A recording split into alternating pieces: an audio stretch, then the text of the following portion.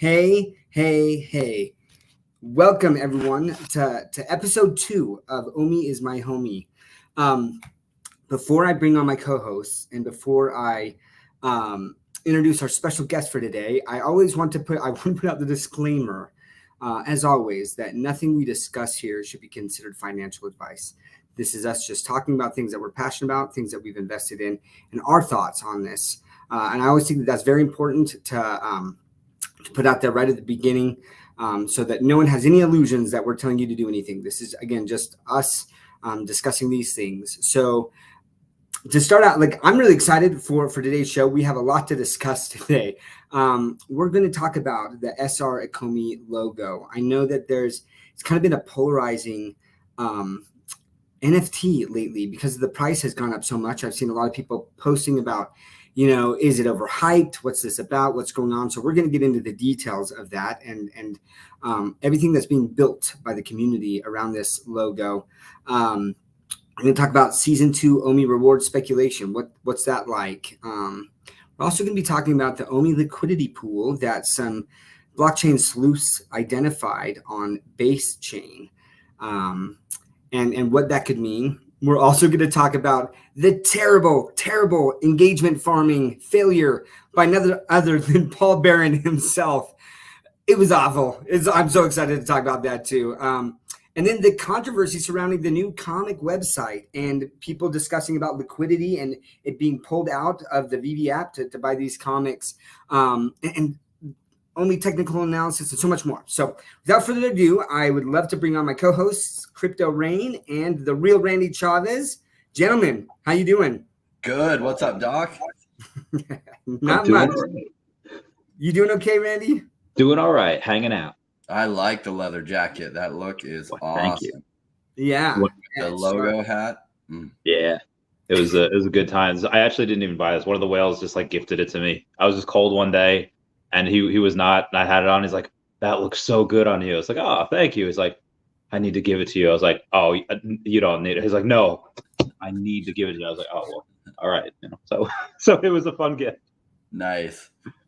I need to get some better whale friends. You know what I mean? What's going on here? Rain, when's my leather jacket? You messed up. Keep it out. You're hanging with the right crowd. You'll just give it a little bit. I love it. Well, guys, I can't tell you how excited I am to bring on our guest. What do you guys think? Yes. What an amazing guest. And he's been such a staple in the family. He comes with such an amazing background, too. I think some people don't realize what he's done in his background. And having someone like him in the community is amazing. The fact that Vivi can attract people like him, it's a big deal. And he's not just he's in it where he'll buy something every now and then. He goes in hard, partially because he really does like what he's buying, but also because he knows where this is going. He's been around long enough to smell which way the wind is blowing. Attach himself early, makes himself important, and then obviously being a part of this multi-billion-dollar company is just going to do nothing but good things in the future. Yeah. So I want to go ahead, Rain. Were you going to say something? Agreed. Oh, agreed. Yeah. So look, without further ado, I'm going to give you guys a little bit of an introduction, right? So as Rain is talking about him and Randy, you probably know, right? Who this is, obviously through tweets. But if you haven't, and if you guys have never met or heard of MrMC1, let me give you guys a little bit of a background on who MrMC1 is, right? He's a private equity investor in the data and information services field. He's done venture capital investments in tech and deep tech. He is a former CEO and president of 2 different fintechs. He's been the general manager at a very, very large e-commerce company. I'm pretty sure you guys have heard of it. And also a VP of a large payment network and a VP at a bank. So when Rain talks about this experience and who VV attracts, this individual is top notch, right? Area of expertise, fintech, payments, e-commerce, data, info. So all of that, and so without further ado, let us bring on the legend, the one and only Mr. MC1. Hey, how's it going, guys? Man, that intro was a bit much, man. I'm just you stop Mr. it MC1, right man. I'm the guy who buys collectibles, Well, look, so thank you for the intro. I think it's important, MC1, to to lay out that foundation, because look, there's a lot of talking heads on Twitter, me included, right? And like, I mean, I talk about my background, right? Investing in crypto and stocks, and background in financial analysis and understanding the regulatory space. But like, it's very important when we have guests on for people to understand where they're coming from and the insights. Like, so when you're talking about things, right? It's like this wealth and depth of experience that you have, like somewhere, and it means more, right? So I know that you're just trying to be modest, but I think it's important for people to understand your background. So, and we're lucky to have you on the show. Thank you very much for having me on the show. 3 guys who I admire a lot. Very lucky to call you guys friends, and honored to be on the channel as well, guys. Awesome. I'm excited for this journey that we all get to go on together with what David and Dan have put together, right? So not just the token, but also the collectibles. And, you know, I have an inner nerd. I think all of us have like an inner nerd if we're here that like loves collecting stuff. And I do. And there, you know, I love Batman stuff. I love Spider-Man stuff. I love a lot of this cool stuff. And so it's fun because the crypto investor side of me gets to actually rediscover that kid side of me that's never really gone away. Absolutely. 100%. So our first topic of the day or of the night, and this is why I think it was so important that we had you on, MrMC1, is wanted to talk about the secret rare Ecomi logo, right? So a little bit of background for people who may not know. I'm sure most of the OMI homies do know, but if you held OMI on the VV app, if you held 10 million OMI on the VV app, you were airdropped at the end of season 1, which is each season is a quarter, 3 months, right? If you held it that whole time, you got airdropped 3 different Ecomi collectibles, with the rarest one, the secret rare, being this Ecomi silver and red logo. And what started to happen is MrMC1 here kind of gathered this community and started to create like this group of Ecomi SR logo holders. But I'd love, Sanjay, for you to kind of tell us what you've been building, you know, and look, Randy and I have been helping, but let's give credit where credit is due. You have been the workhorse behind all of this, creating all of it, and we've been here trying to help, you know. But I'd love for you to tell people why people are looking at this and they're like, this SR Ecomi, the price has been pumping and what's going on, and why people have been buying it up. And I think it's important for people to understand what's being built around it. Yeah, thank you for the question. So a couple of things. The first point that I really wanted to make is that, look, Web3 is really about community, whether it's NFTs, whether it's crypto, whether it's anything, whether it's, you know, in the case of OMI is a utility token. It's tied deeply to VV, right? You can say what you want to, but the ultimate driver of value for OMI is on VV. Now, not taken away from exchanges, big exchanges, all that other good stuff. You know, for me personally, I've always been a very big believer that the core fundamentals of OMI are tied deeply to VV. And you guys, I think I've had a very open chat with you guys in a long time. You know, I got into OMI when I got into VV, just a little after I got into VV. But I was not a big believer, you know. I mean, to me, it was sort of like it's a high-risk investment, all of that good stuff. And, you know, I bought about 4.5 million OMI. That's all I had. And I bought it in 3 tranches. So even though I was pumping in like tens of thousands of dollars into the app, you know, some of them just to buy one collectible for, you know, 10 grand and stuff. But I wasn't buying OMI that much. I had about 4.5 million. I wanted to see the traction. When that OUP article came out, that was like a first sign for me, go in. So I went and I picked up the rest. I put 10 million in the app within, I think, like less than an hour of that article coming out. 10 million was in. Then I sat tight. I'm like, okay, you know what? I want to see more. Then I started hearing some chatter about, you know, hey, there's this other thing coming and whatever. So I bought another 4.5 million, which is stuck on BitForex. Because I was thinking, okay, this is my little play money now. There's going to be some action. And, you know, that was not a very smart move. And I just bought it. I think it was sitting there for about 24 hours. And I was thinking, I chatted with Tony. Tony said, oh, you know, I haven't hit 10 million on the app as yet. I'm going to move my money in there. I was thinking, yeah, you know, maybe I'll play around a little bit. But anyway, that stuck. So basically, I'm down to like 10, little over 10 million OMI. So I don't have that much OMI. But look, to tie it to the Ecomi SR logo club, when this drop happened, when that Ecomi logo dropped, to me, it was very, very significant. And a couple of things that were significant for me, and you guys are co-founders of this group with me, and we've chatted about this offline as well. There were a couple of very interesting things. So first of all, the people kept the OMI.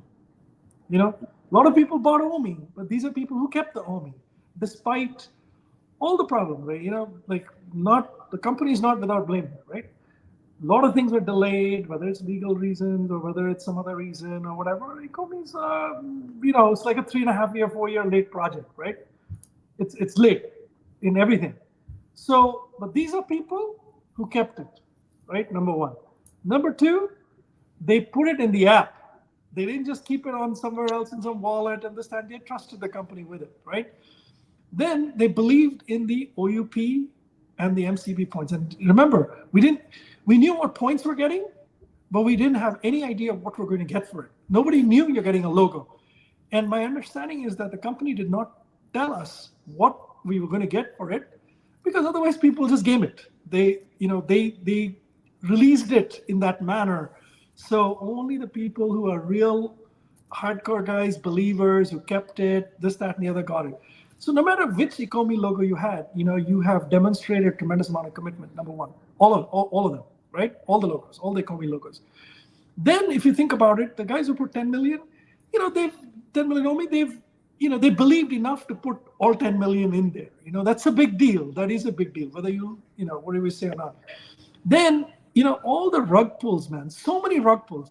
I think for every 10 million OMI in the app, there's got to be at least 5 or 10 that's gotten rugged somewhere, so that is also, people have lost money along the way, rug pulls, bought it high and done all that there's a human trait there, perseverance, that perseverance, that belief these people have in OMI and also in VV. That's a very special group of people. So to me, it just felt like the SR group. I mean, obviously, it'd be great to have all the different groups and this, that, and the other.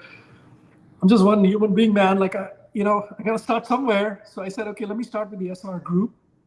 And, I just really felt connected to those characteristics of those people. To me, that was the ingredients. When you think about any community, right? It's the ingredients, the people. And the people have characteristics. So those characteristics to me, perseverance, belief, all of those things, positivity, all those kind of things are very interesting kind of traits. Now, obviously, you'll say, well, some people sold it. Well, $500 is a lot of money, and different people have different needs. So whoever sold that SR logo, I'm very happy for you. You got money for it. You got what you wanted for it, basically, right? You got it right away. And you still get to keep your 10 million OMI too, and you'll probably get something else, or you kind of get to do stuff with it later. But let me pause there, man. Like that for me was that motivator. That was a driving force of building this group. I love that thought process, Sanjay. And look, as I've looked at a lot of kind of other NFT communities. So one of the things and one of the stories I tell, right, is back in 2021. I was on the mint page of either minting Bored Ape Yacht Club or this project called Appymon Eggs. Now, look, there's a whole lot of reasons why. Like, I ended up choosing Appymon Eggs. I mean, Dingaling had bought like 500 of them. Who's an NFT whale? There's a lot. And so, look, I missed out on Bored Ape, but I continued to follow. And one of the things I noticed very early on was the community that kind of started to get together and offer utility within it. And it was crazy. There was all these high-level professionals that are like, hey, let me offer services at a discount, or and then some people were artists and they were graffitiing like their Bored Apes on buildings and posting that. People had paid for a billboard of the Bored Ape, all of this stuff started to happen. And I reached out to Rain and I said, look, this is a little bit out of my risk profile right now for where these have gotten to price wise, which wasn't a lot, but just NFTs were still so new that I'm like, this is out of, again, my risk appetite. But I know that Rain, like this is within Rain's, and I was like, Rain, you got to buy one of these Bored Apes, like this community that they're building. And so I look back on that, and now I look at what's being built here, right? And now I'm not comparing the Ecomi logo to price-wise to what Bored Apes did or anything like that. But what I'm talking about is a community that you identified that are hardened individuals. Okay. Anyone who is around right now who has held OMI on the app that long through all of the price swings, through all that, like they are hardened and they are dedicated to this, right? They're true believers. And like you said, all those characteristics. And what we're starting to see is people willing to kind of lift up everyone who's in the group in a lot of different ways, right? There's some different channels in this Telegram group. And we'll talk a little bit more about that, but I love that insight. But I'd love to get your thoughts, Randy, and then Crypto Rain after that, just on kind of what Sanjay's talked about so far. Yeah, I think it's just the beginning. I think David actually posted that in a tweet the other day, saying just the beginning. It might have been in a meme, I'm not sure, but like you said, there are people there from I think 12 different countries and all the different cities across the U.S. I don't see that often. I don't see that type of camaraderie that often. I mean, obviously you see that in the original gold logo, you see that in the community at large. But typically, I was talking with a buddy of mine today about certain different communities. All right, well, how many people are there making content? How many people are there, trying to bring their friends in, trying to bring other people in? And also, how many people can convince someone, even if they said, hey, you didn't listen to me on OMI, so you didn't get this. But now I think you should at least buy this, buy this NFT that you could have gotten for free. You didn't. You missed that. But there are other people that have convinced their friends and other people to go and spend not an insignificant amount of money. Between 15 and 1700, 18 give or take. And again, this is with only the utility of the community. Officially, it has no utility with VV or Ecomi yet.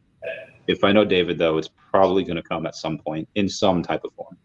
But yeah, that's it. What's fun for me about the group is there's a lot of people that really don't interact much on the YouTube channels and comments. We really don't hear from them all that much. And then, like everyone, as they kind of joined, Sanjay had asked them to share their story. And reading through their stories, there's a lot of really smart people who maybe you don't hear from all the time because they really haven't built a Twitter profile or they don't have a YouTube channel, but that doesn't mean they're not really smart. In fact, some of them have amazing backgrounds. And it's fun. It's kind of like this silent majority you didn't really know was there because sometimes the loudest negative people and the loudest positive people get all the traction. But it's been fun to see all these people that just quietly had 10 million or more OMI on the app and had VV and just, you don't ever really see or hear from them much, but they're there. And that was fun for me to see all these stories and all these names I hadn't seen before and hearing them. And then some of the people in the comments here, right, being in that group, that's been a lot of fun to have the interaction and read their stories. So it's been a cool group. And a lot of people are just, I was thinking about Ecomi, right? And like why some people have gotten so vitriolic. And some of it just has to do with patience. Like, essentially bear markets are hard. And especially in the early bull market, sometimes other things take off and then some projects don't. And so then that really irks the frustration of those that have been patient for a long time. And they just lose faith. And it's like, I was blessed that I came from real estate investment, which has way longer cycles than a 4-year crypto cycle. So for me, 4 years isn't very long at all. And I'm like, oh, it's no big deal. Like people are like, oh my gosh, it hasn't gone up yet. And I'm like, wait 6 or 9 months. Like, I don't know exactly when this narrative will hit, but probably it's going to hit. And Ecomi will go crazy. And when it does, then people that come into this community, it'll be greatly augmented, right? So this is like, I think at some time this digital narrative really, or digital collectibles narrative hits, and it hits so strong because something simple that people can understand when they're thinking, oh, crypto, it's confusing. What's a generation 1 blockchain and generation 2 and layer 1, layer 2? I don't get all that. Oh, Batman, Spider-Man. Okay. I can understand that. Oh, there's a token. Where do I buy that token? Oh, I can. Okay, cool. Let me buy it. And that's when I think OMI goes crazy. And a lot of people have lost faith. That's cool. I see that every bear market. It happened last bear market. It happened this bear market. It'll happen the next bear market too. That's cool.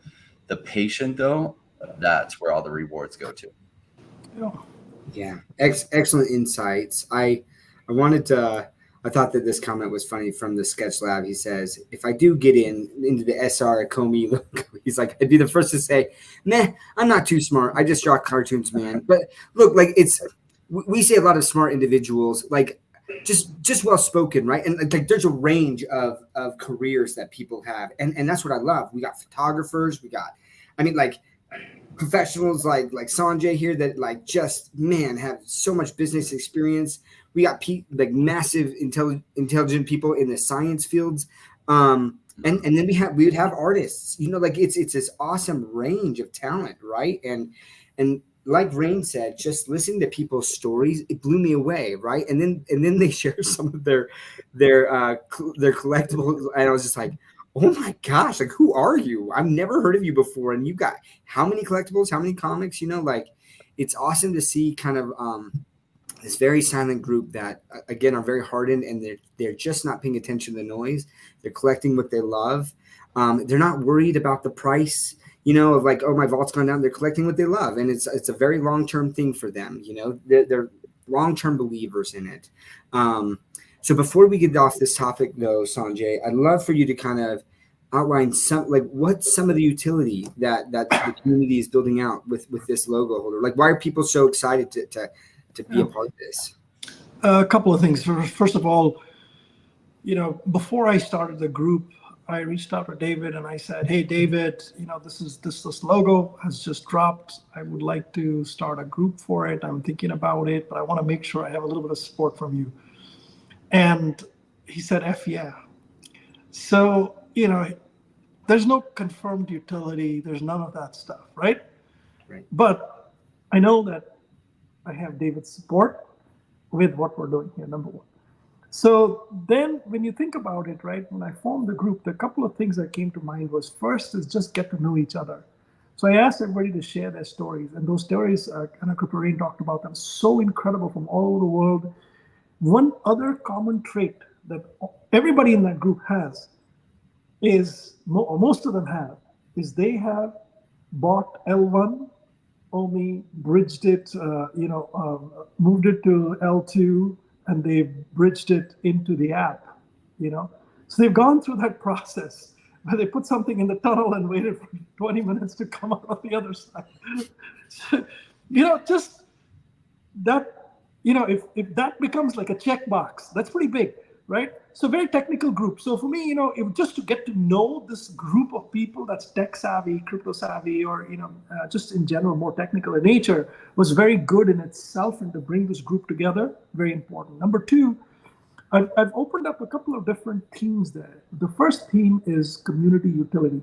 So like you guys see this VV logo hat signed by Dave Dan and with the personalized mint number and stuff like that, right? So, and Randy's as well. So we're going to do that for the entire group, whoever's interested. Oh, there you go. Look at that. That's amazing as well. So we're going to do a Ecomi logo hat. I got approval from the team. I got the logo from the team. I have a vendor working on it. Seems like we're most likely going to do a dark gray hat. One's a curved brim, one's a flat brim. Fitted one is something we're looking at. And we're going to do, yeah, exactly. So we're working on it, man, working on it. So that'll be a choice. And then, so that's sort of one thing. And, I don't have a ton of people helping me or anything like that. I mean, if you look, there's like hats lying all over in the house.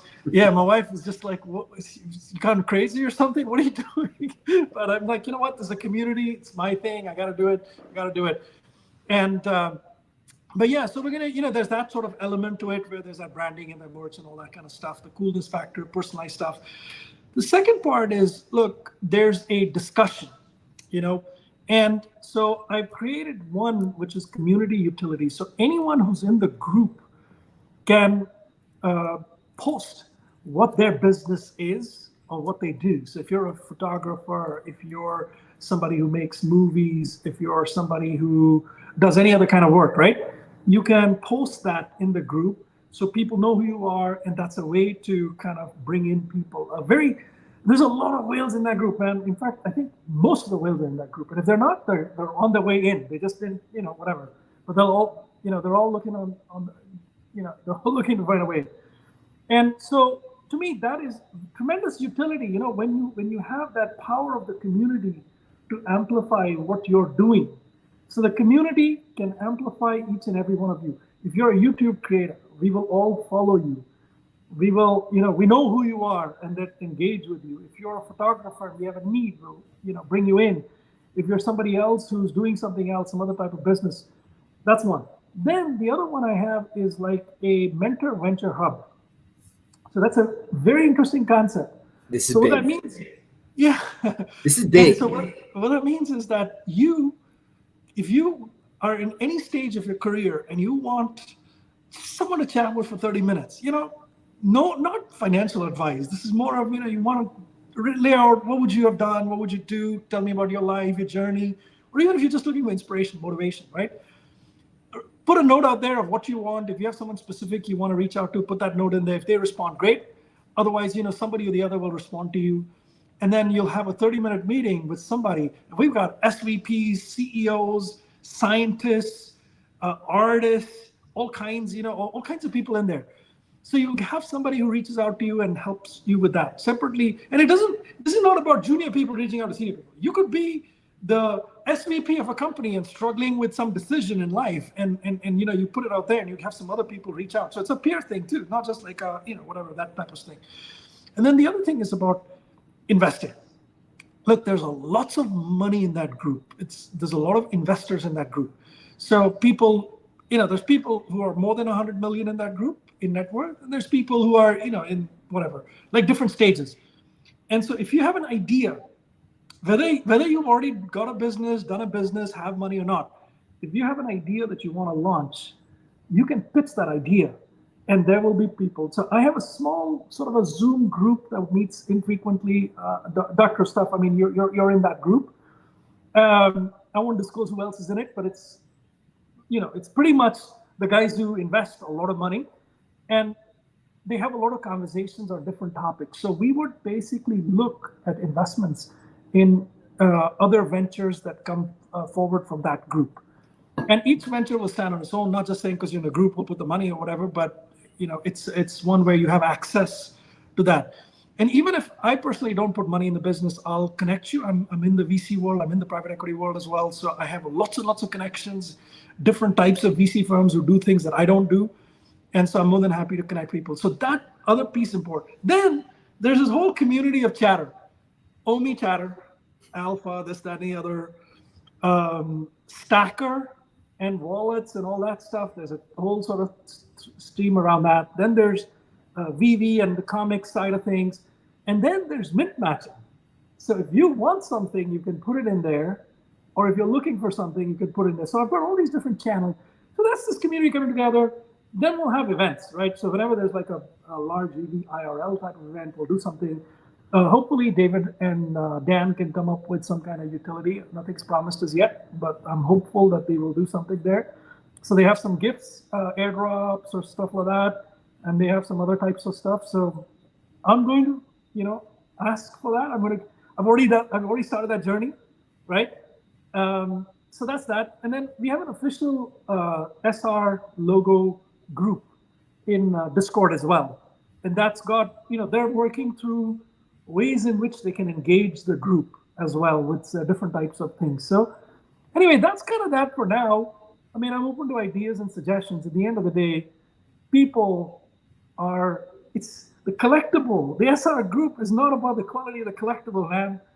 It's about the profile and the characteristics of the people and the people coming together and bonding.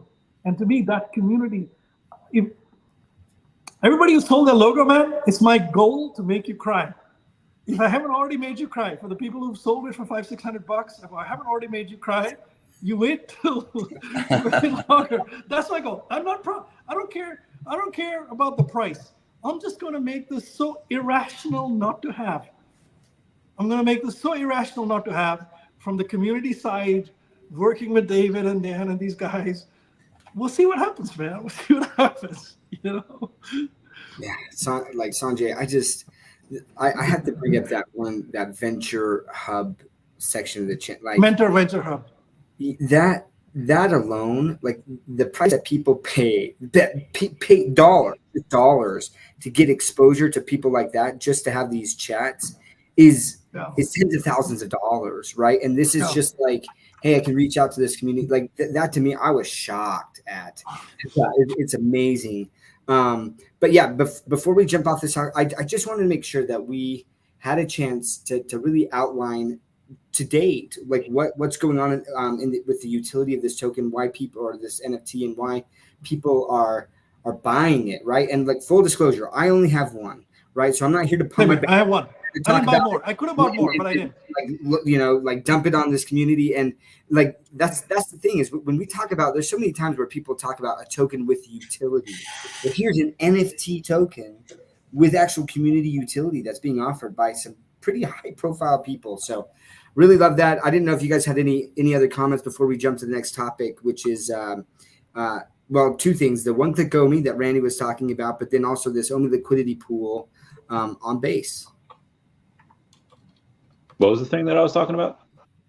You had put up the one-click OMI, right? Oh, yeah. We were talking, as Sanjay was talking about, like having to bridge that IMX bridge and that stressful period where it's just like spinning, and then you're like, is my money still there? It's not recognized, and it can be like 20 minutes. Like I had to delete my entire MetaMask wallet because there was a transaction that got stuck. It showed a transaction pending on my MetaMask, but there was no actual transaction pending on the blockchain, and I couldn't do anything else on my MetaMask. Anyways, there's a workaround that I found out afterwards, but I just had to delete my MetaMask. I was like, this is ridiculous. So there has to be better ways, right? And one of those, like you talked about, was one-click OMI.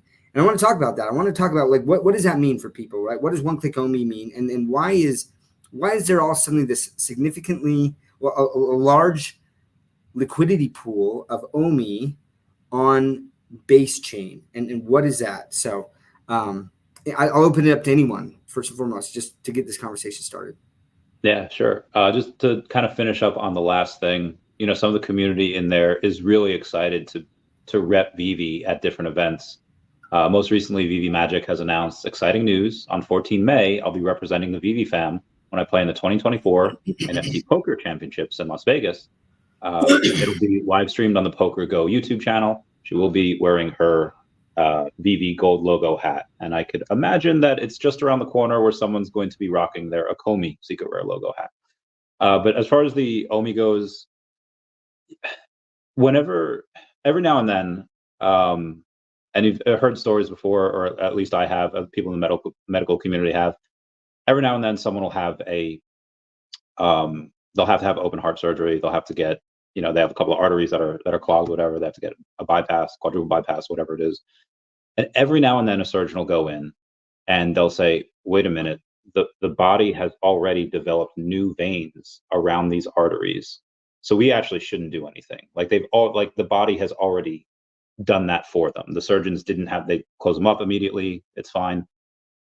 Every now and then, whenever Ecomi is moving at a pace that the community doesn't like, or Vivi's moving at a pace that the community doesn't like, the community steps up and they go in and they change stuff. You had that when we didn't have a marketplace. Okay, well, we had transfers and people using eBay and people using, just the trust system and escrows. When we eventually, Vivi caught up and that was fine. Now there's not really a big place, especially for Americans, to go and buy OMI. So you had somebody from the community, I don't think it's public yet, but they had gone on and opened up a new liquidity pool on Base. And I think and Americans can use it. I think Uniswap has like 400,000 in liquidity on there. And that's the entire, Uniswap. On, for Ethereum, on Base, you have it at like almost 300,000.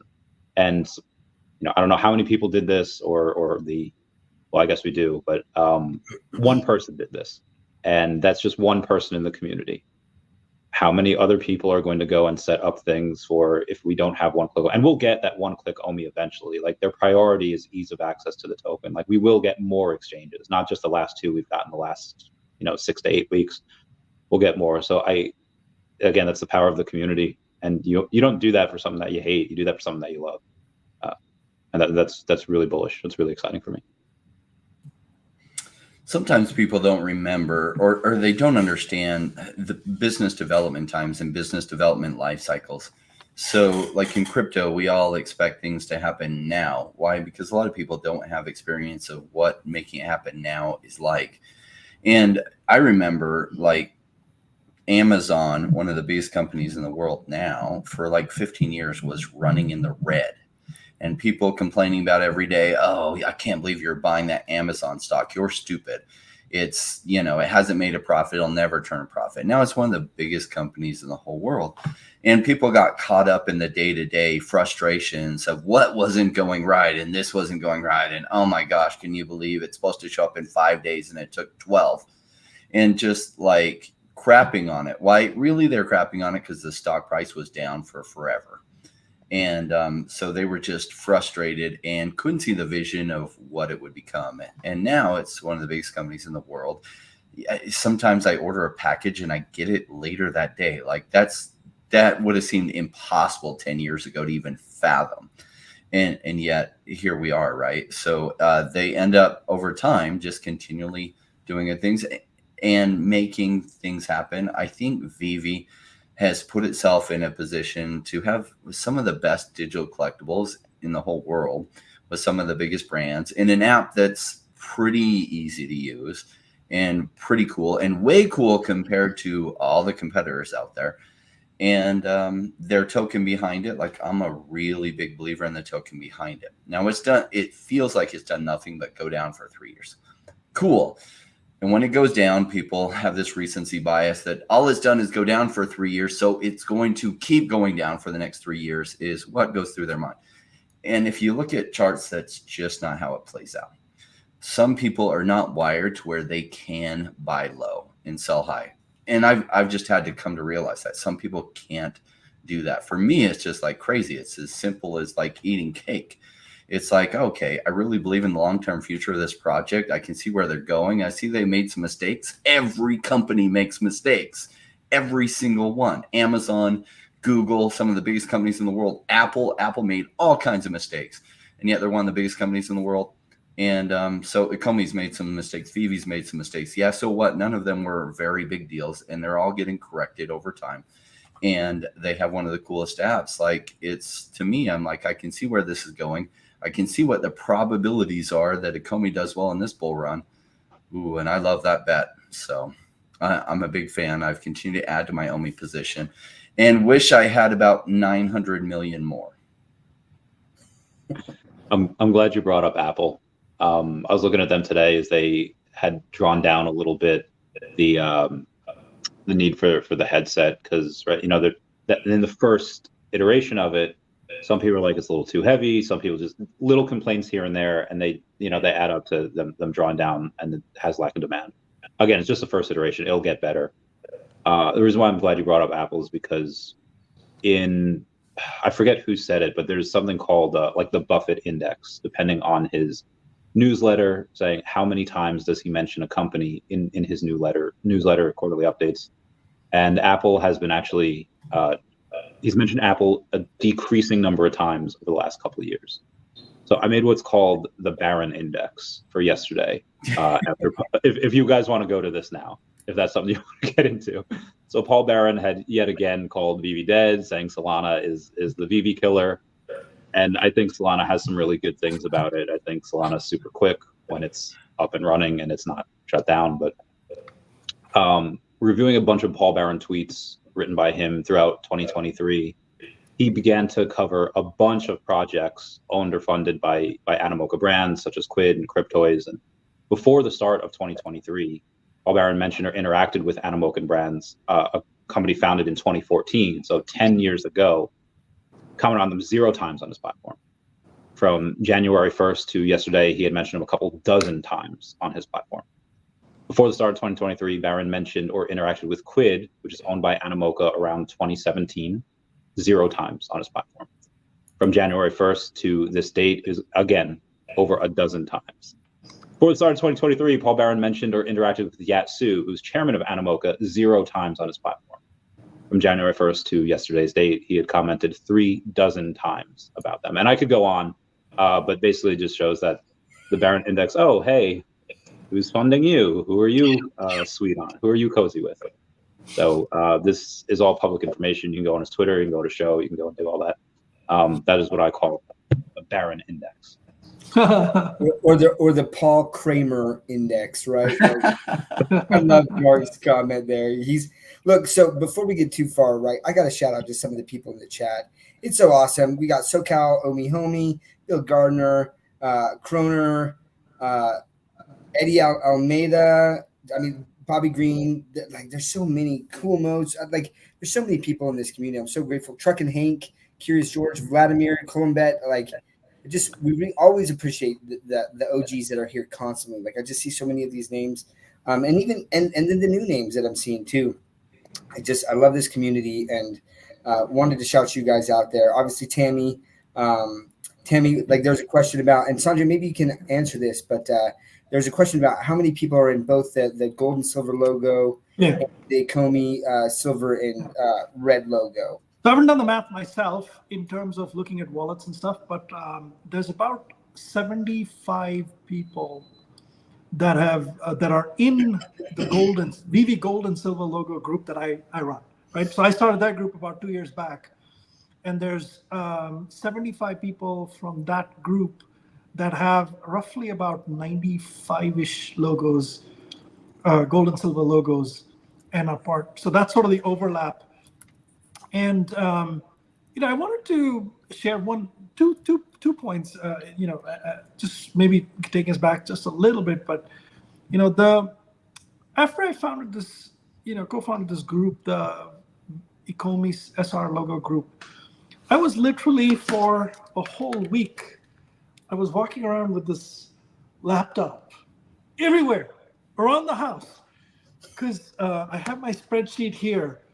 And literally every 15 minutes, 20 minutes, hour, I was sending people the link, documenting who has which logo where, whatever, blah, blah, blah, just letting people in, right? It was massive. And you guys were a big part of it because you let people in and you were kind of doing that. But I have a full tracking of the gold and silver logo as well as the Ecomi logo. I know who's who. Not everybody's doxed or anything, but a lot of them I've shipped stuff to, so I know where they, which country and stuff, and they may have given me work address and stuff, and I really don't care, right, about all this stuff. But there's a detailed kind of a tracking of it, and I built a bond. And so when this Ecomi SR logo thing started, you have no idea how many messages I got. I got messages from all kinds of people with different degrees of wealth who basically reached out to me and said, look, you have my full support with it, and I'm going to show you my support, So when you think of someone, I don't want any names here, but there are some very big OMI supporters who are, some of them are big in the app, some of them are not as much big in the app. They bought 3-4 logos each. The one guy called me up and said, look, I was going to buy the whole damn thing. You're going to sweep the whole thing. He says, but I'm just letting it all kind of fall into the market and I'll pick it up. So there's a number of people that support. You'll be surprised. Man, I co-founded that group with you guys, but that support means a lot. Yeah. That support means tremendous amount. And then there are gold and silver logo holders who said, MrMC1, we've been in your group for almost 2 years now. We've seen what you've done in New York and in LA, and what you've done with, merch and this, that, and the other. And we're going to support you. We're going to back you. So they went and they picked it up in the market. They were not into this whole thing, but they got it. And I just want to say a big thank you to everybody who has come out and supported. Like guys like me, we'll plow our time in. I'm a believer, man. I'll create it. But at the end of the day, it's you guys who make this community what it is. And that's tremendous. I mean, I don't know if you guys wanted to comment on it or not, man, but we can go on to a different topic. But having the full support of deep OMI believers, especially since, I don't have that much OMI, man. It's 10 million OMI. That's not that much, And I built it over time, and I'm more of a more recent kind of a believer over the last, maybe about a year or so. I've had OMI since 2 years, but, more now. And for people to trust me, that's important, man. And then the VV Gold and Silver logo holders, I think a lot more of them are going to get this Ecomi logo as well, especially when they see, the level of commitment that I have to this one as much as the other one. Yeah, I'm with you, Sanjay, and that's one of the reasons that, like, I'm in a lot of different projects, and there are some that are still kind of working in the background, and I kind of pop in every now and again. I'm like, hey, what's up? And I'm like part of the OGs of some of those, right? Like, I get like special rewards and special access and stuff like that because I was like a true believer from the beginning. And like I jump in there, but like it's just like this OMI community is special. OMI, it really is, man. And so I'm with you, and I am not. Well, I love to hear that you have that support, but I'm not surprised. Right. And I remember when I started my channel and like when I first announced it and stuff, people like, there's so many people who just like, were like, they want to be there for the first live stream, and people were saying, hey, I want to be a guest on it. Like, it's so awesome. Like this community is top notch. And I just had to pull up Mark's comments. I know. So reading it for the people who might just be listening, right? But Mark Wynn says, make sure you guys join the OMI logo group before Jeff Bezos does. Sanjay got them connections. I'm not touching Jeff Bezos. He's met him before, but I'm not touching. Fun little comments. So, but let me follow up with what he says next, right? He says, I'll be honest. Most of these groups, like, because we've seen that in other communities where they try to start these groups or something like that of like, hey, we're a comic holder or something. A lot of them fall apart because it is so difficult to maintain that positivity and to maintain those connections. And truly, like the groups with the VV Gold and Silver logo and now this Ecomi Silver and Red logo, the groups are as legit as they come in, and you have been busting your butt. And we're coming up with some other things. One of the other things that you didn't bring up actually was a speaker series that's going to happen. I was going to, but okay. Go ahead. You do that. Yeah. So one of the next thing that's and the first speaker is tomorrow. I don't know. Well, Sanjay, I don't know what you want like you to announce. If I can announce who it is or what's going on, but within the Ecomi.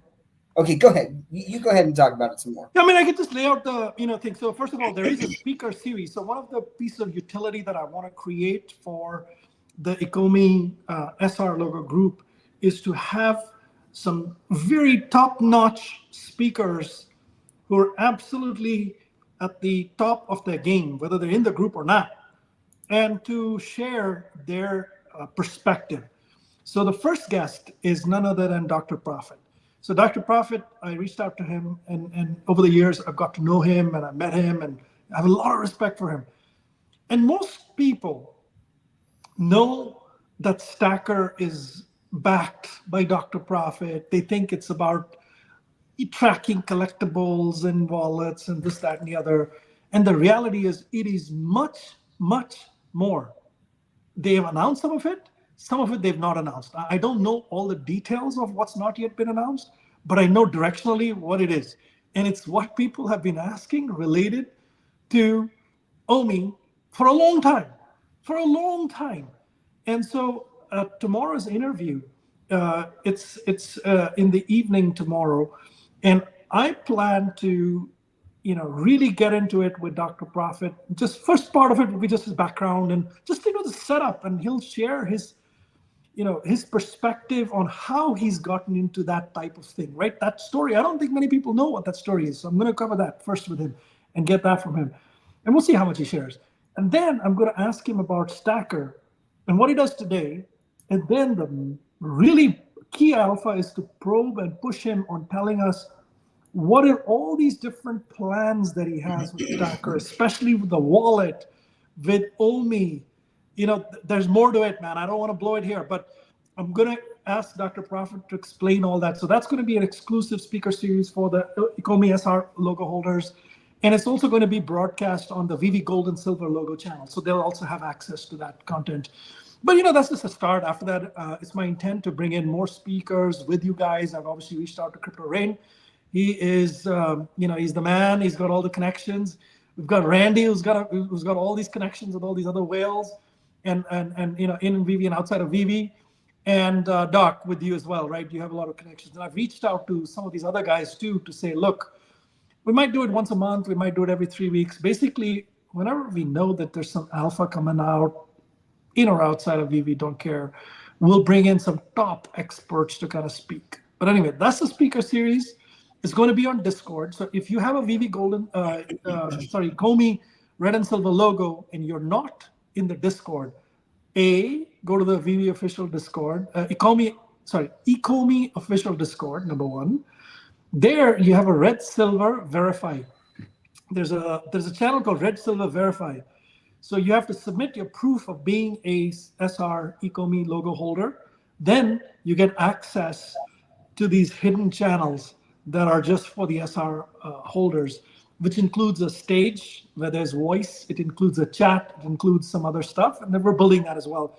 I've asked, Puddin' Cheeks to kind of build that along with the group. So anyway, super excited about that. So please make sure that you've signed up. Don't wait for last minute. It does take time for them to let you in to validate and stuff. And then similarly, if you're a VV Gold and Silver logo holder and you want to catch that, make sure that you're in the VV Discord. Make sure you're on the Gold and Silver logo channel, the voice channel there. You'll have this thing being broadcast. Yeah, that's so epic. Rain, I want to get your thoughts. I haven't heard from you in a little bit, but just on a couple things. The Paul Barron terrible engagement farming. I'd love to hear more about that, and then also your thoughts on the OMI token on base and what that could potentially mean, and why an individual would have put that liquidity pool on there. Yeah, a couple of things. So there's pressures on YouTubers that most people don't realize that they don't think about. So think about if your primary income came from revenues from your YouTube channel. So then you've got to look for some kind of sponsors or something because you're dependent on that revenue. You have people that work for you. And so you become a captive market to some extent, right? So I don't know how Paul Barron funds himself. It was really cool that for a number of years, he was really big on VV and Ecomi. And then right at the bottom of the charts, he's like, oh, Ecomi is falling off or VV is falling off our indicator, whatever. Like, I'm not going to support this project anymore. And what's interesting is an investor, like I made so much money buying low and selling high. And it's almost like he was endorsing selling low because it was low. And instead of like buying more, and I was like, well, that was a really dumb decision. I mean, the long term of VV is just so apparent to me. How he's missing it, I have no idea. And I otherwise like really liked a lot of his analysis, not everything. Like he does have a media background and not like as savage of an investment background as I have. Like I've loved investment for 25 years now. That's what I think about all the time. Even when I was like 12, I was thinking about investment. So it's just what I think about. And I think about economics. So I was disappointed in that. And then to have him go and say things like OMI is dead and stuff, I just like, how dumb is that? And look, maybe he's got a sponsor with Animoca brands that he's not exactly clear about. Okay, whatever. But like, I believe strongly that like your audience is so important. And there's this weird incentive on YouTube to talk about things when they're up. Because you'll get way more views because people are searching for whatever's hot, and so you'll get way more traction on that. You get way more subscribers. And because you're getting a lot of traction on that and people are watching it because it's hot, you will grow your channel tremendously, though your audience will do really poorly. And so there's pressures on all YouTube creators that way. Like I made the decision when I created the channel that my channel wasn't about that. And it was never about revenues. I make my money through investing. Is about I'm already doing this research. I'm going to share what I'm doing anyway. Also with having a channel, it will allow me to have reach to the teams because I found as an investor in 2020, I had $40,000 invested in a project and I couldn't get past their Telegram admin who didn't know anything. And he would not connect me up with the team because I was just an investor. And then the next day I saw the CEO go on a YouTube channel that had like 1,800 subscribers. And I was like, man, if I could just get over 1,800 subscribers, maybe I could do interviews and we could all, the audience and me, we would learn more about this project because I need to hear their vision. I need to get a feel for them. I want to talk to the team itself. So it helps me make better things. But a lot of people don't realize those misaligned incentives from people with a YouTube channel. So Paul Barron, I don't know where his money revenues come from or his sponsors. I'll let him worry about that. What he says about Ecomi and VV, I can just say it's plain dumb. either it's uneducated or whatever. Like he's just wrong. And that's cool. Like I remember in 2019, 2020, like most people with a YouTube channel were crapping on Cardano all day long. And I was buying it, and Cardano went to 100x for me. I didn't even get at the bottom because from there it went 200x. And yet 80% of YouTube channels were all negative on Cardano. It had a similar thing that for 3 years, the price had gone down and people had lost faith. And, you know, some people say, oh, they're not the same at all because Cardano, they don't know how much Cardano struggled back then. And people didn't even know if they would survive because they weren't around.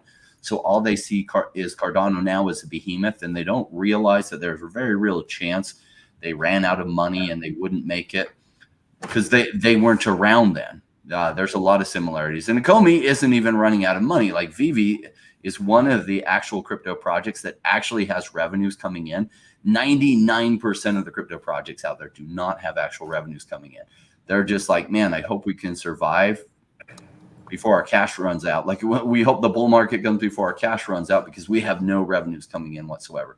So I feel like Ecomi Vivi's in a strong place. Paul Barron's missing it. Oh, well. What was the other question? Well, hey, Rain, real quick. I'm gonna share something because I gotta give a shout out to Vivi Fan Bam on this topic. I don't know if you guys saw her screen, her comment, right? So Paul Barron makes this post, and then let's see. Scroll up. She says, let me get it right now. It's scroll up. You're going the wrong way.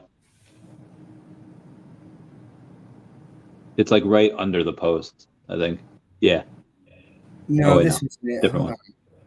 Oh, right. Yeah. Okay.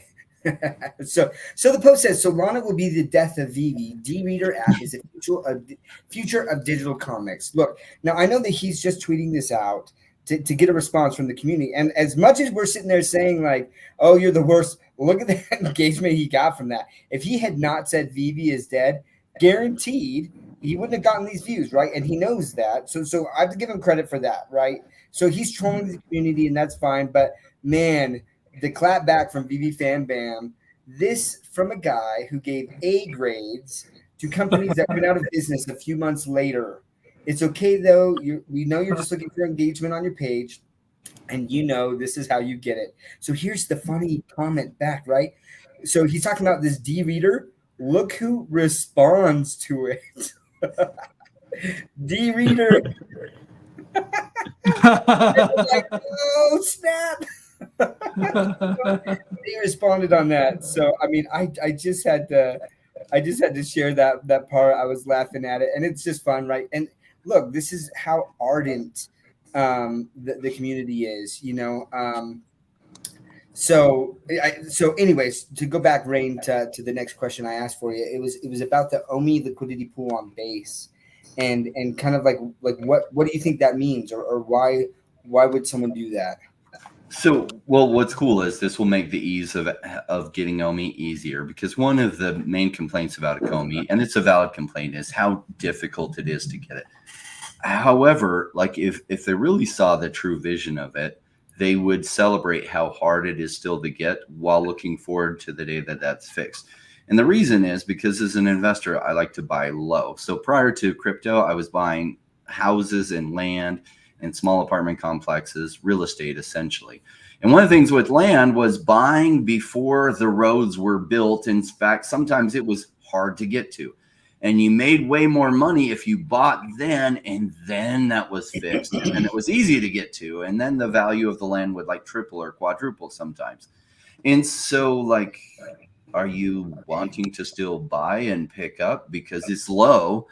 Because that's a good time to buy, because all those bridges aren't built, but there's yet another bridge coming, which will open the door for people to be able to get it cheap, because they'll be able to get it cheap on base.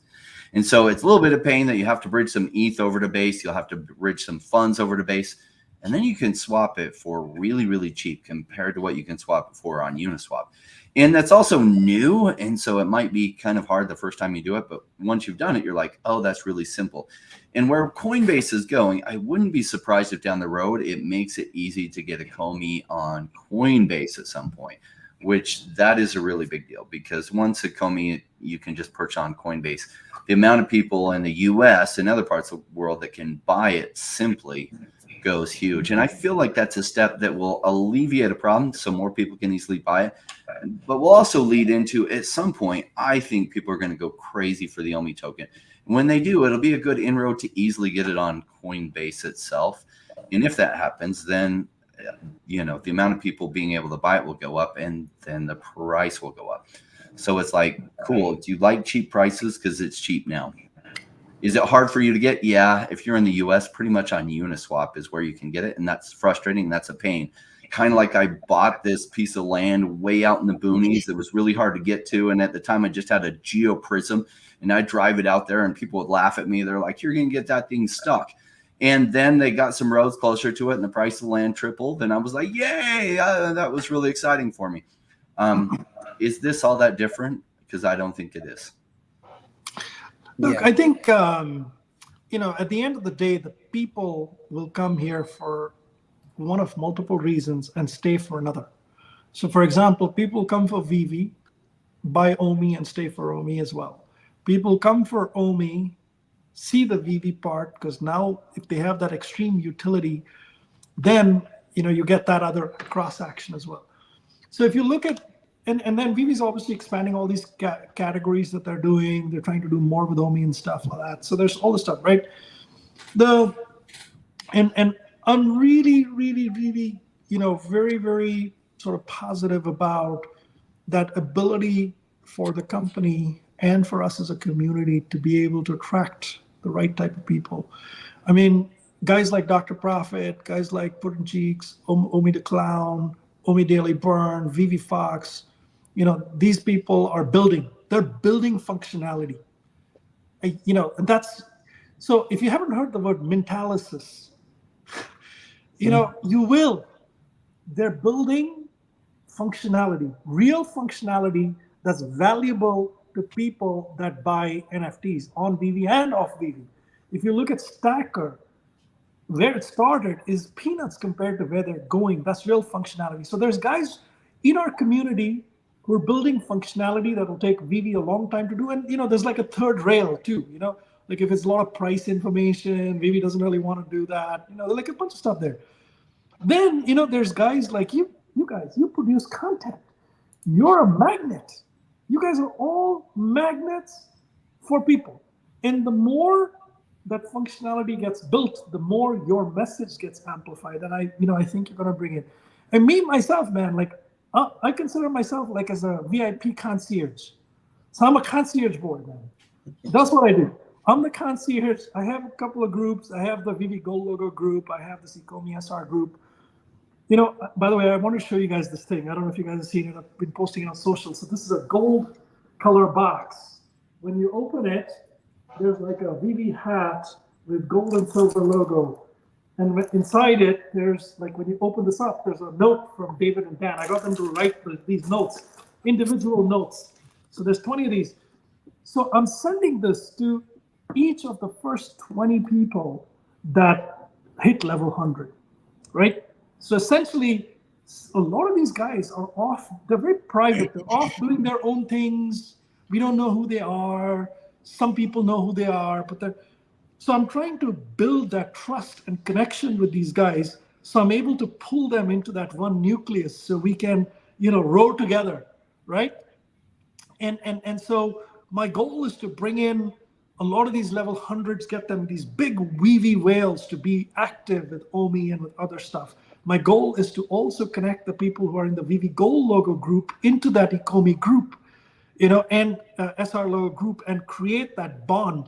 And my belief is that around this nucleus, we will attract, once we have this group, and it's not just us, it's the artists, Ron English, Simone Legno, Peach, Jason Naylor, Mumbat, Allison Bamcat. These are all amazing people, Brian Morris, Fabriques, all of these people, Brock, they're all part of our ecosystem, right? And they come to our parties and stuff. I have a relationship with them now and bringing them in. So between all these artists, the IP, and Vivi and us together, That's that big freaking nucleus, and we're getting bigger, and we have to continue to sort of bond and bring this group in. Then others will flock to us. That's how you get that power of community, man. And will it happen or not happen in the end? I don't know, but I want to work on it, man. I want to work on it. Sanjay, like, you're just this is amazing. I love what you're building. I love what you're building, and we're here to help you, right? And you have that support. And look, this is why projects with communities, real strong communities, survive bear markets, right? Is people stick for that, stay for the community. And just like Jordan Riz had said, he's like, look, if it wasn't for the community, I probably would have sold all my OMI and left a long time ago. But he's still here because of it. He has his Around the Ecomiverse show every Monday, right, where he has guests on and things. So it's great. So I want to address a couple things here. So the first one is talking a little bit more about why having OMI on base, right, is important, and what's being built, what Coinbase is building, and around base, right? So I'm going to share this here. All right. So this is an article. So Coinbase has recently released smart wallets, okay? And it basically is saying Coinbase's smart wallet will disrupt the financial sector. And like what it's doing is it's basically, to summarize it, you can have your fund, you can just upload your funds to Coinbase, right? Just your normal Coinbase account. But through the smart wallet that will interact, you will be able to interact with decentralized applications and pull funds directly from your Coinbase account. What does that mean? That means that you will not need to use a MetaMask anymore. You won't have to send it to MetaMask to then operate PancakeSwap, right? You'll just be able to use PancakeSwap and buy the token. So you don't need to this is massive. And it's part of their goal to their mission to bring 1 billion users on chain. Okay. So why is that important? As dApps are built around base and those swaps, right? Then on your Coinbase wallet, you will be able to transact on the base chain with super low fees, and you won't need your MetaMask. That is massive. And so the ability to buy OMI, when we talk about one-click OMI, this is like two-click OMI, basically, right? Like is what it will become as Coinbase continues to build this out. Now, I think that there's going to be a one-click OMI, which that is the main goal. But this is the next step to it. And there's two things. The one-click OMI will be layer 2 OMI for people to use in the app. But this two-click OMI type thing, right? That will be for people who just want to buy and sell and trade the token. And what does that do? Look, other exchanges, they care about volume. Volume is a big thing because that's where they make fees, right? And if they can start seeing the volume on base as people are able to buy and sell with those cheap fees, that gets additional exposure. So there's a lot of reasons why I think it's a big deal that this liquidity pool is on base for what Coinbase is building. So anyways, I just wanted to share that. And then I wanted to address of the dancing, a couple of things here. Look, I want to give some shout outs to people. A lot of times I think that people feel like we only cover or show the comments that are positive. And I don't think that that's healthy, right? I think it is important to show the people with concerns. Look, Dino saying we have the same people over and over again. It gets dull and boring. Look, like we're still, this is the second series, but I get it. Like there's a lot of shows and there are a lot of the same people, but we are looking at getting some additional people on. In fact, we have a plan for the next episode 3 of this, that we're going to have an individual on who's never been on the channel before, on any of these channels before. So we're building it out, but I appreciate that. And then again, another comment that he makes, right? Anyone who has concerns is immediately a fudder. Maybe you haven't watched some of the channels or the shows in a while, Dino, but like, I think that we do a pretty good job of delineating the difference between someone with legitimate concerns and then someone who's just like literally all they do is anytime there's something negative on VV or Ecomi, they pop up, in the comments and they're trolling, and like it's like just a vacuum, like I don't know, like this universe of negativity from these individuals. Those are the fuckers, right? Like, because anything good that's announced, they're nowhere to be seen, right? But the people who are like, hey, and look, so NFT Hero talking about liquidity is still an issue. That's true. Right now, this is still a new thing, and there's a lot of people who still don't know how to use Base. But this is the next step, right? And so that's why I'm bullish on it. And look, so some of the things that we've said, where we said Vivi and Ecomi, they've made mistakes. There have been some statements that people would consider lies, right? About like, hey, we're having like, you're going to be interoperable. These things are going to be interoperable with, within the next quarter. And people made financial decisions based on that, right? So now people can look at it that way. And I don't disagree. Like, I will never take away those feelings of frustration. I've had those myself, right? But we look at those, and I look at it in entirety, and I say, okay, I can either get emotional about that and be frustrated and leave. And some people have, and that's their right? Or you can say, okay, well, that sucks. Do I still trust the team, or what are the issues, or were there reasons why interoperability didn't come, right? And so I choose to look at it that way. I believe that there was regulations and things that started to pop in, and then all of a sudden IPs got panicked, and maybe they had plans, and then it changed. But it's true. We'll never know. It could be that maybe they were trying to deceive us. I think everyone has to take that into consideration when they're deciding whether or not to stick with a project. But I think it's important to address those and to talk about it. For me personally, I look at what I believe the team is building, and there have been some statements that I've made decisions on that have not occurred. But do I believe that interoperability in some way, shape, or form will happen? Yes. Am I very disappointed that it didn't happen when we were told it was going to happen? Yes. There's that too, right? So anyways, I just want to make sure that we are addressing some of the comments. So Dino, man, if you're upset and things, like, I get it. There are moments to be upset.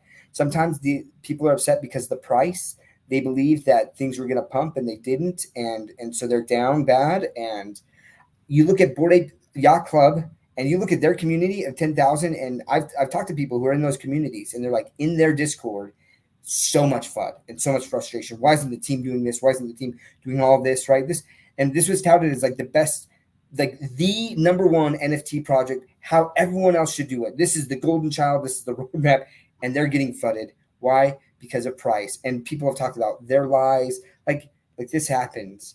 And so you can decide, right? And everyone gets to decide and say, look, like, I'm out. Like, I don't feel like I trust the team. I'm out. And that's okay, right? Like, I'll never like discredit that. But at the same time, we're talking about the things that we are excited about, acknowledging that those mistakes and statements have been made, and we move forward with it. But anyways, I just had to make sure that we address some of that, and showing some more of these comments. Base is legit. So, okay. One of the other topics that I wanted to make sure that we talked about here, Randy, you had talked about a little bit about, well, to me earlier, the comic concern, comic controversy, right? This massive partnership with Marvel, yeah. Right? Where basically people, instead of having to pay a subscription with Marvel Infinite, like, they have to wait 90 days for a newly physical release comic for them to be able to read it digitally. Correct. Right? And so Marvel does this partnership with Vivi to say, hey, now through Vivi's website, you can buy the digital version the same day as the physical release. Oh, but on top of that, if you just want the digital version, it's $5. If you want this special edition that's limited and has different covers, you can get it in a digital collectible format, right? And there's this rarity attached to it. Oh, and by the way, it's only $3 more for an upgraded digital comic. And there was a lot of excitement around it. There's all this. And now there's some controversy where people are upset. Do you want to talk about that and what's happening? Yeah, sure. One, I can't wait for Vivi to one day maybe go public, for them to have all their line items on there so we could read their profit and loss and balance sheet, because I'm so curious how much they're making on this new venture, where they don't have to pay 30% to Apple or Google, where it's just straight up with the credit card. That's going to be so fun to learn. But yeah, now you have people that had bought some of these comics, that they were valuing them. That is a funny word. I'll get into that later, but they were valuing them at what price they were paying, and they were looking at them as an investment, which is fine, even though Vivi has been very clear these are not investments. This is just a vehicle, and people can use that vehicle however they want. They've been very smart about that. But people were buying it. First we had a couple of comics at 60,000 mint runs, then 30,000, then 10,000, and now there are a few at 7,500, 5,000, and I think the Tarzan comics are 3,500.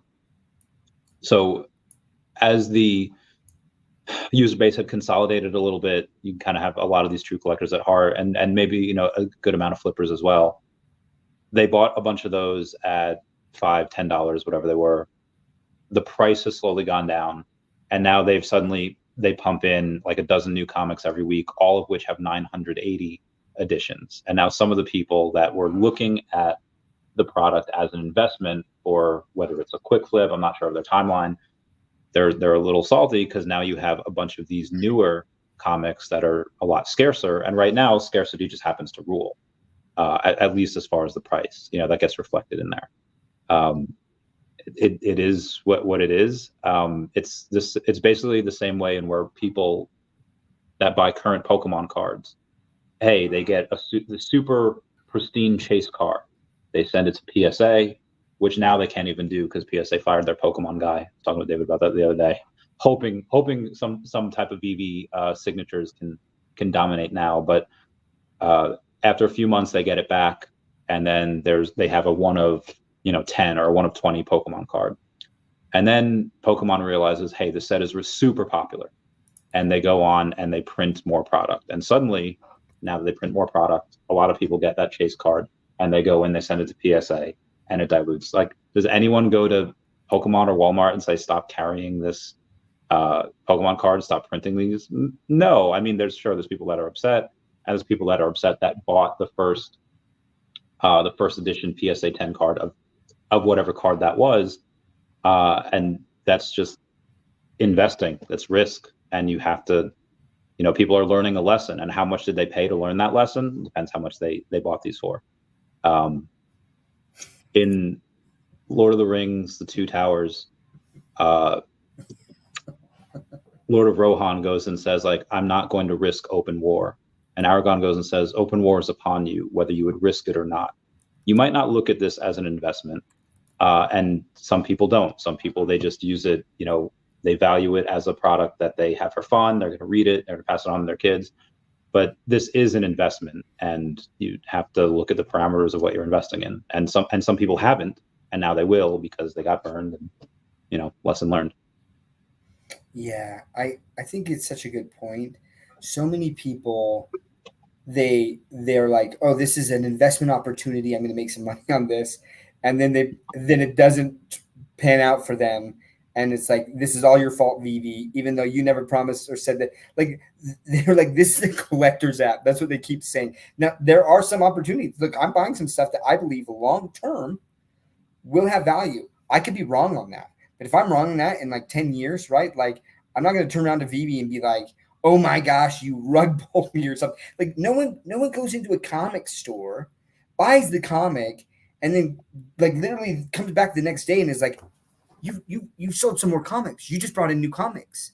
My comic isn't worth as much anymore because there's new like no one does that, right? They buy the comic because they want to read it and because they love it. And some of them are like, hey, long term, I hope that this has value, and then they send it away, right? If they think it's like the number one comic of a series or something like that. Like, why is this any different? I don't understand. And so now, to be fair, one of the comments is about drawing liquidity from the market, right? And sure, like that is happening. And I think it's important to be transparent about that. There are people who are like, well, if this collaboration with Marvel didn't happen, they would probably just be buying the comics that are there on the app right now. But now instead, they're using a credit card and they're buying it on the release on the store. But here's what I think is kind of ironic. You have some of these people who are complaining and they're saying, look, this gem issue of VV having to pay 30 cents on the dollar to Apple. Like, what are their financials like? This is highly concerning. And so all of a sudden, then VV does this partnership with Marvel on the web app where they're getting all these funds. They're not paying any Apple fee. They also have the web app themselves where you can buy gems and things there, and they're not paying that 30%. But this is another income stream. And so instead of being like, wow, this is shoring up the financial position of VV to offset some of that 30%, instead of like recognizing that, right, the next thing is, well, now you're drawing liquidity from the market. Like there are always going to be people who are just never happy. So there's a different point though, Doc. Let me just, can I add one point Yeah, here? oh, please, very, please. very, very critical point here. So the VV Comics app, the way it's built is if you're somebody who loves reading comics, you can't make it to the physical store. You really want to read something on the day off. You can buy it with your credit card, not the NFT. You can just buy a digital comic and read it. It's not an NFT. Right. You can upgrade it if you like with a credit card. And then remember, once you do that, you cannot sell it for cash. You have to sell it on the app with gems. And that's when so it's a on-ramp for people who read comics who have nothing to do with crypto, let alone OMI. They've got nothing to do with it. And their first landing spot is gems. And then they get exposed to OMI. So, this gem squeeze, like this is you got to look at the big picture and the long-term view here. So look, I've been in so many meetings now. I go to all these different types of executive lunches and, keynote speakers and stuff. The word digital twin is becoming very big. Digital twin, wherever you go. Like I went to a lunch, there was a guy speaking. They're building a digital twin for DFW airport. Okay. So this whole digital trend and theme is becoming bigger, both in the corporate world and in the individual world. So, if you've got a very small view of next week's liquidity is coming out or this week's liquidity is coming out, that's a very narrow view to a new onboarding platform where someone who has nothing to do with NFTs, nothing to do with crypto, comes in and then finds themselves in a world where they can enter, and then they go into it, and that's how they find it and experiment with it. So, I mean, like whether the gem squeeze is big or small, I think it's more the point that you've got a new channel for onboarding, and this channel will take time to develop, right? It's still so new, but my perspective is over time. In time, we'll say thank you, So if you've got a long-term view, I don't think you care. If you're a short-term view, it's a real problem. Yeah, and that's where I thought it was funny. Dino's comment, let's start changing from fundamentals to fundamentals. It's a bull market, right? Look, this is not the project for that, to be honest, right? And there are projects like that. And that's where we talk about diversification all the time, because when I first started, when I was talking to Rain and getting into crypto, and he had all of these different positions, and I had like 3 tokens, right? And none of my tokens were pumping in 2021 in like April and May, and he'd be like, oh man, this one just pumped, it's done like an 8x, or this one's done a 15x. And I was like, what's going on? And I was so frustrated. I'm just staring at the tokens and I'm like, do something, and I had that same mindset of like, I need things to pump. I'm in here to get rich quick. There are potential tokens. Meme coins is one of them. High risk, extremely high risk, high reward, right? Like the fundamentals on that stuff. And then there's actual projects with fundamentals that also have some fundamentals, but those are really risky too, because the fundamentals get them into potential regulatory scrutiny, right? And the SEC and lawsuits. And then guess what happens to your investment if that happens? It goes zero, right? And so for me, and this is where we try to be as transparent as possible, OMI and VV is a longer term play. OMI will be here in 5 years. 95% of the top 500 tokens right now, or 1,000 tokens, right? Like they won't be here. Like they'll be gone, right? Like they just won't be here. So I love OMI, and I love what they're building there. The utility that Sanjay is talking about, I think, is so important as people get introduced to that. And the purpose that the OMI token will be the utility token for the VV app and what that means. And we're starting to see that play out, right? So anyways, like I just love that. I loved some of the comments though. I would love to see VV increase the number. So there's some people who already have 10 million in the app. I'd like to see VV increase the number to 15 or 20. When VV increases it 20 or 100 or 100. Man, like you guys, man. Look at him. Oh, wait a second. Now he's like, I want to price some people out, but not price myself out. I don't want to do that. Yeah, you price me out. Go ahead and go to $1 billion. I'll figure it out. But listen, the whole point is that doubles up with the existing audience. It doubles up how much OMI is getting put in the app. Then next thing that happens, let's say you bring in more people. Now you have those people kind of bringing stuff in. So look, it's a utility token. And VV is now creating, you get points for it, right?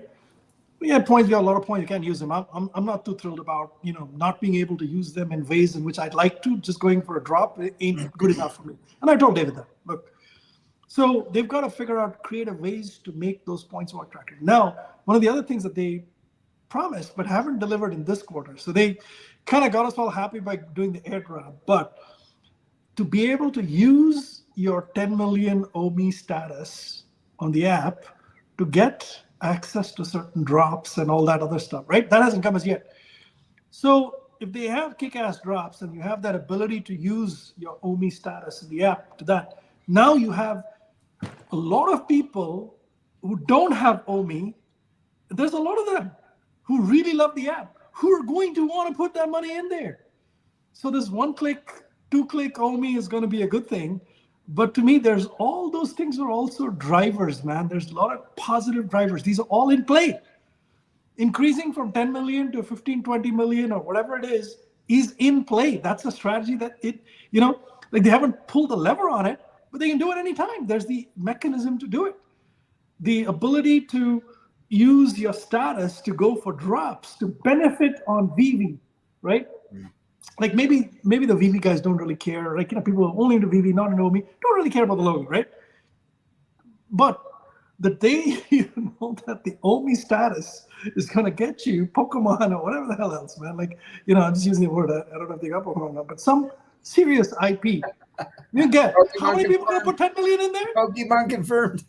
No, how many people are going to put 10 million in? So, just sure. pick any IP, man. Anime, some, like whatever, man. Like, pick a Charizard or whatever, like some, I don't know what else anime stuff there is or manga stuff there is, but if you were to pick some other stuff like that and put it in there, how many people show up with 10 million OMI, man? Tell me.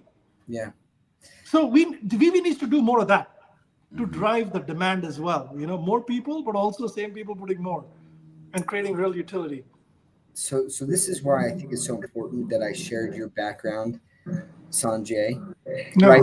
When we're hearing your comments and your long-term vision, this is someone who's worked with tech companies and built companies and really, really big global companies.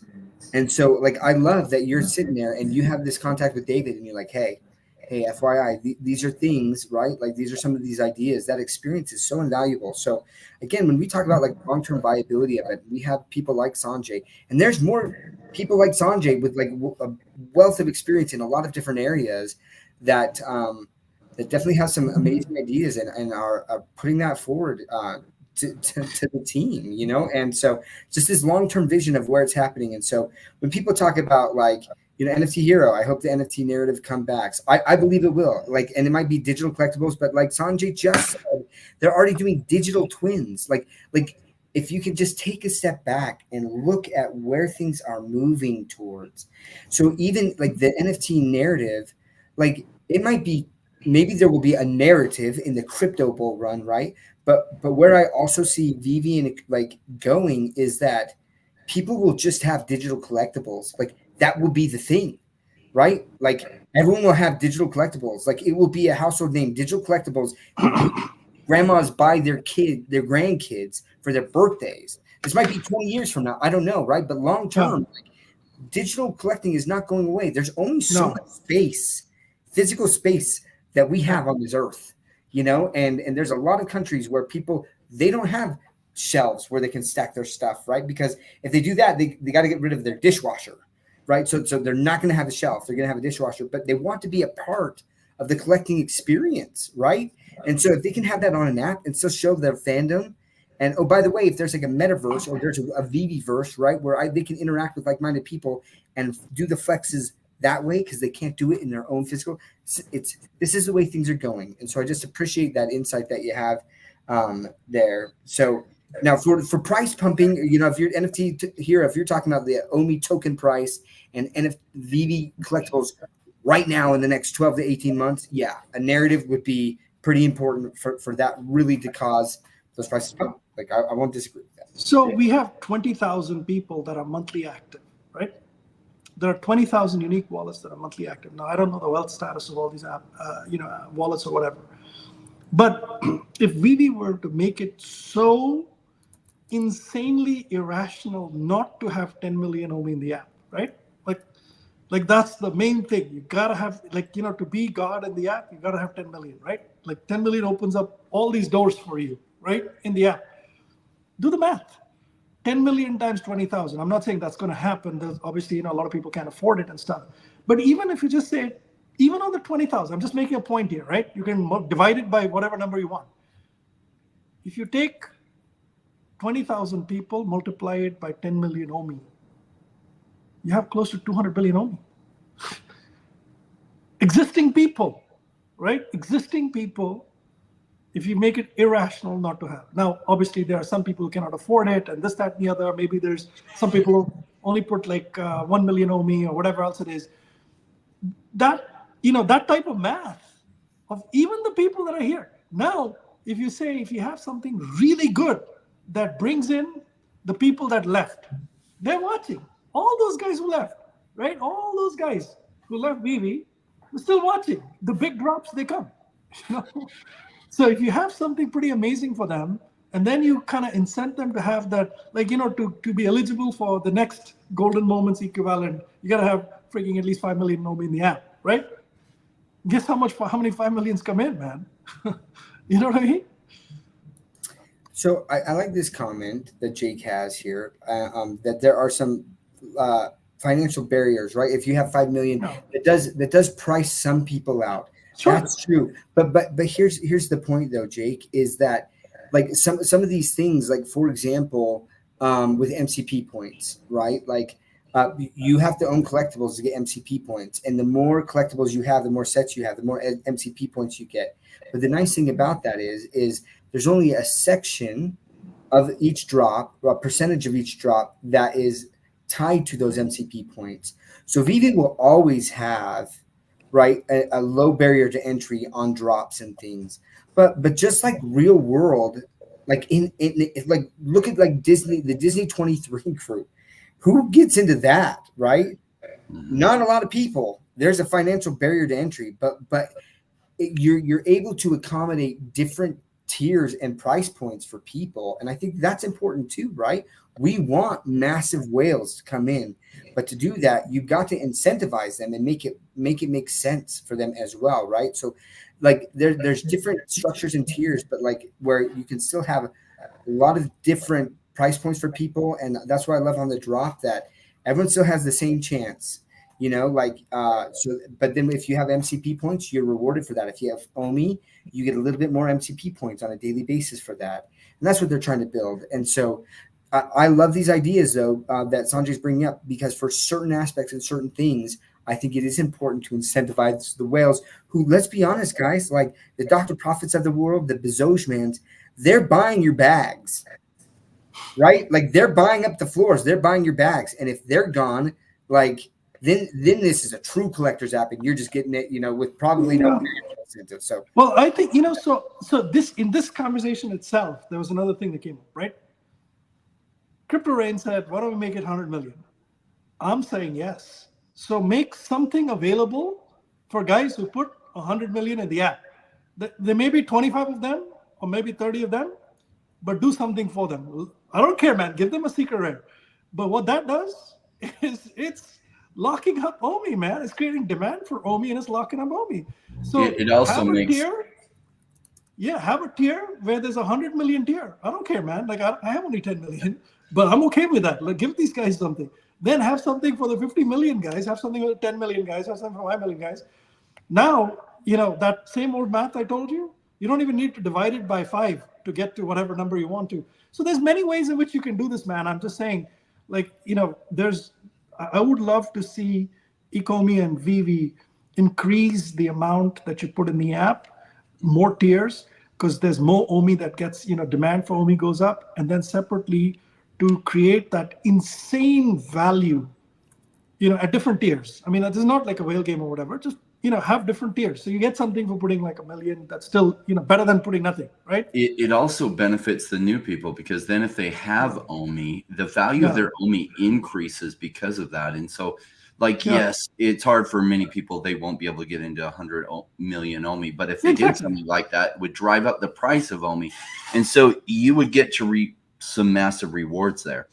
And so sometimes we're like, oh my gosh, that would leave me out of the dust. Like, what if the reward was just some secret rare they specifically created for that? And sure, you get left out of the secret rare, but that might triple the price of your OMI in addition to what would have happened anyway. So it didn't hurt you at all. It gave you a benefit. It just didn't give you as much benefit as the people who then locked up 100 million on the app. I did want to share like a bigger vision, right? So I grew up pretty poor. And I was always like, how do some people have money and some don't? And I really studied that because I wanted to have money, because money meant options. And I learned about this thing called investing. But what I learned about investing is you have to have this golden vision, because we don't get to go forward in time and then take a time machine back and see exactly how it happened, and then go back. So you have to be sitting at a certain point of time and see how things are coming together, and you make guesses. So sure, if we go back in time to 1952, who wouldn't buy like 1,000 Mickey Mantle rookies? Why? We already know how that played out. But in 1952, do you know? You don't even know who Mickey Mantle was. You didn't know that he would end up being a big deal, because now that you have a time machine, okay, 1952 tops, Mickey Mantle rookies, great. So we don't have that ability. We have to look at what is the moment in time and how are things coming together to make forecasts and guesses. What I love with Vivi and Ecomi, nobody's been talking about it in a while, but David was going to China and working out things with China. Imagine if China opened for Vivi users, because I look at this and I'm like, wow, how many are they doing the right things that are going to attract massive new people as crypto becomes a really big thing again? And we're not there yet. We've seen very few new people coming into crypto yet, but as Bitcoin breaks 100,000, you will see waves of people start coming in. And you have new people coming in, and what will they gravitate to? Well, at first Bitcoin, but then people will start gravitating to something that they can wrap their mind around. You have lots of new people coming into Vivi, not just in the United States, but all over the world, possibly even China. And what happens is those collectibles right now that seem like they're so easy to get and there's abundance of them, well, these are some of the first 4 years of collectibles that are out there. And if I'm right on Vivi, down the road, you'll have millions and millions and millions of collectors. And what will they want? Some of the early stuff that was released way before they came in, and they're going to have to buy it from somebody. And that's going to escalate the prices on those things. 1952, Mickey Mantle rookies cost you nothing. You could probably pick them up for a penny. The reason they're up so much value is they were worthless to people at the time. They were putting them in their bicycle spokes. And there are very few compared to the amount of demand that there is for them. And if we have 100 million people come into Vivi over the coming 10 years, what do you think the price of some of these early things might do? The Todd McFarlane Batman, some of the other big collectibles that people really want, what will they probably go to, or what will they possibly go to? We don't have the time to go. We don't have the ability to go 6 years in the future and then rewind time and then come back and buy. So you have to make your decisions now. So as an investor, like, if you think I get everything right, I don't. I mean, my first bear market, only 35% of what I bought survived, because I was pretty new in figuring out a system, and there's a lot of crap out there. But with the 35% that survived, I made 20x in my entire portfolio from what I put in, with only a 35% success rate. I'd like to think this past bear market, I did a lot better than that. But Ecomi is one of my safer bets, right? I feel like Ecomi is like, the chances that it fails from here coming into the bull market is really, really low. There's always a chance. And number two, it still has potential for high multiples. And so, like, this is why I'm so excited about this place. That's why, I believe in doing this show with some great people and having on great guests, because I always think about, can my audience do well with what I'm talking about? If not, I don't want to talk about it. And that's why Ecomi, like, I feel so comfortable talking about it, because like, I don't have a magic crystal ball. I can't see in the future. I don't know for sure that Ecomi do well. I just really like the probabilities, and everyone who's here, like, the probabilities for us, I feel, are pretty strong. Awesome. Well, gentlemen, we got to wrap it up here. I've got a jet, but I'd love to give you each a minute to just kind of end, wrap things up and end with any additional thoughts you may have. Yeah, I can go first. Yep. Yeah, thank you very much for having me on the channel. Just super excited. Thank you, everybody who's listening. We've just witnessed a tremendous, really tremendous kind of thing with the Ecomi logo being dropped, all the different rarities. It really is something that speaks to the character of the people that hold them. And it's my belief that that will grow. And, if you are a supporter of OMI and the VV brands, be part of the communities. They're different communities. It's not about the money. It's not about anything else. Let's have some fun along the way. And if we are that group that's having all this fun along the way, we'll attract people. If you have positive, fun people, others will want to be a part of what we do. And so my ask of you is come join and have fun. I love that. What about you, Randy? You say me or Rain? I said, what about you, Randy? Sorry. Oh, all right, copy. I'll try to be quick. Back in 2020, as people were getting those $1,200 checks from the government, base set first edition Pokemon cards went 6x, and trophy cards didn't move at all. So you knew where that was going. And the reason I bring this up is because my friend Perianne Boring is the founder and president of Chamber of Digital Commerce. It's on the front lines of the most crucial policy battles in Washington. Known her for a couple of years now, and I think she's probably one of the most important policy leaders in blockchain. 50,000 followers over on Twitter. And she had just posted 400 million people have invested in crypto today. Only 5 million are using the technology. You're going to have more people that are start using the technology. They're telling their friends, more people invest. I think Binance just confirmed that they are going back into India right now. Does India have money like America? No, they're a third world country, but that's still 1 billion people. And even do all of them have smartphones? No, but do 800 million of them? Yes. And slowly but surely, you're going to have a lot of people go into the crypto space. Is all of that going to go into VV and Ecomi? No, but some of it will. Smart money will get in first. Smart term money's already here. The price is what you pay for the crypto, and the value is what you get. I won't go into a crazy story about that, but just the price of the Ecomi token has stayed pretty similar to what it has the past year. It had some ups and downs, but it's about the same what it was a year ago. Did the value of the ecosystem get worse, or did it get better in that time? I think it got a lot better, but you could still get the price of last year. This never happens. The value got better, but the price stayed the same. People are selling their bags down here or not buying down here when they have the opportunity. That's stupid. But that's just my opinion. The same thing happened with Ecomi last bear market, in that they released this app and you could see that they had some Batman black and white stuff, and the price of an OMI's token didn't move during that period till 3 or 4 months later.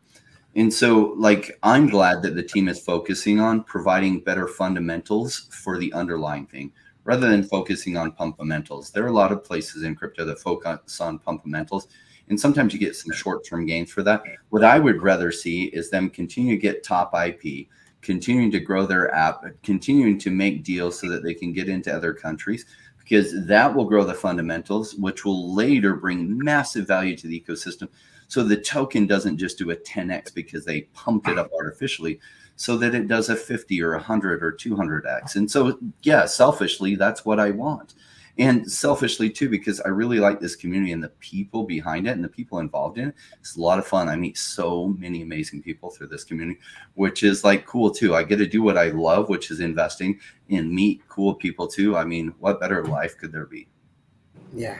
I love it. Well, I really appreciate, and we really appreciate everyone who stayed for this entire chat. It was epic. We're so grateful, Sanjay, thank you so much for taking your time to come on our the second episode, our first guest of this new podcast. I really appreciate your insights and thoughts and comments. I'm so grateful to the co-hosts, Rain and Randy. I'm looking forward to the different guests we're going to have and continuing this conversation. It's awesome. And again, appreciate all of you guys. If you haven't already, please like, subscribe, and hit the all notification buttons on all of our different channels and follow us in the descriptions. I've got our Twitters handles that you can also follow there. So appreciate y'all, and we'll see you next week. Love you guys. Bye. See you Friday, Randy.